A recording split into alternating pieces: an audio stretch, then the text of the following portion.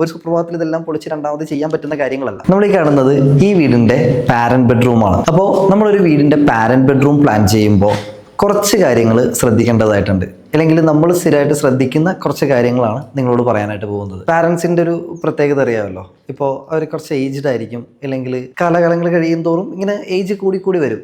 അപ്പോൾ അതും കൂടി കൺസിഡർ ചെയ്തിട്ട് നമുക്ക് വേണമെങ്കിൽ ഒരു പാരന്റ് ബെഡ്റൂം ഡിസൈൻ ചെയ്യാൻ പറ്റും.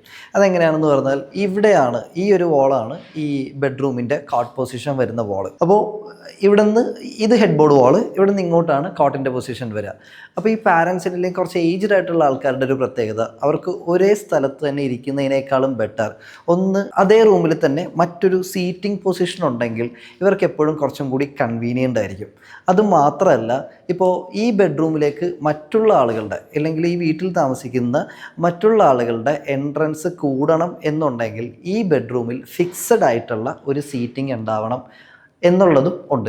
ഇപ്പോൾ ആ സീറ്റിംഗ് പ്ലേസ് ചെയ്യുന്നത് ഈ കോട്ടിന് ഓപ്പോസിറ്റ് ആയിട്ടുള്ള ഒരു പൊസിഷനിൽ പ്ലേസ് ചെയ്താൽ ഒരു ഫേസ് ടു ഫേസ് ഇൻട്രാക്ഷൻ പാരൻസുമായിട്ട് നമുക്ക് കിട്ടുകയും ഈ ബെഡ്റൂമിലേക്കുള്ള എൻട്രൻസ് മറ്റ് വീട്ടിൽ താമസിക്കുന്ന മറ്റാളുകളുടെ എൻട്രൻസ് കൂടുതൽ വരികയും ചെയ്യും.